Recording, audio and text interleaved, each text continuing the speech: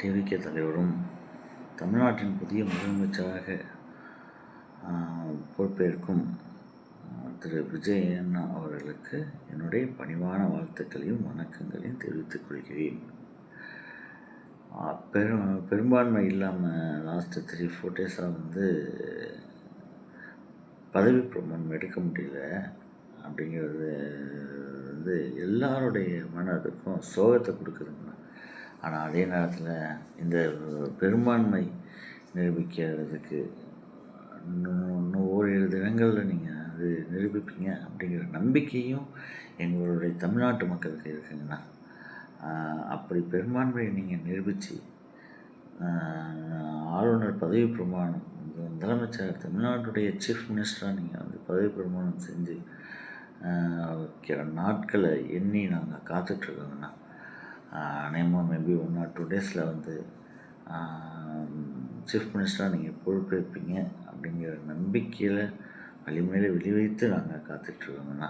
அது மட்டும் இல்லாமல் இலங்கை பாராளுமன்றத்திலையும் ஜோசப் விஜய் என்னும் நான் அப்படிங்கிற ஒரு 1 லைனுக்காக அவங்களும் உங்களுடைய பதவி நாள் இன்றைக்கி வரும், ஓரிரு தினங்களில் வரும் அப்படின்னு சொல்லிட்டு அவங்களும் நாட்களை எண்ணிட்டுருக்காங்கண்ணா.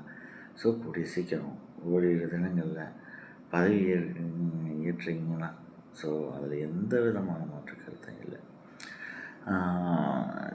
திரு விஜய் அண்ணா அவர்களுக்கு என்னுடைய பணிவான கோரிக்கைகள் என்னென்னா, திராவிட கட்சிகளுக்கு மாற்றாக ஒரு புது அரசியல் தமிழ்நாட்டுக்கு வேணும் அப்படிங்கிறத மக்கள் விரும்பி அது யார் கொடுப்பா ஸோ அப்படிங்கிறது ஒரு இருக்குங்க.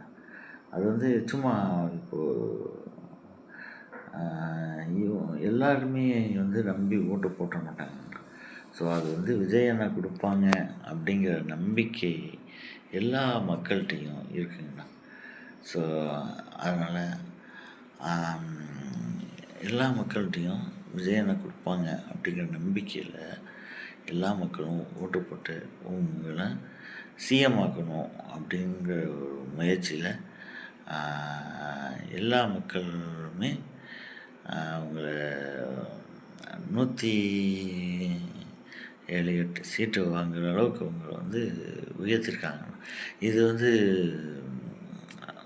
இத்தனை வருஷம் அரசியல் வரலாற்றில் இது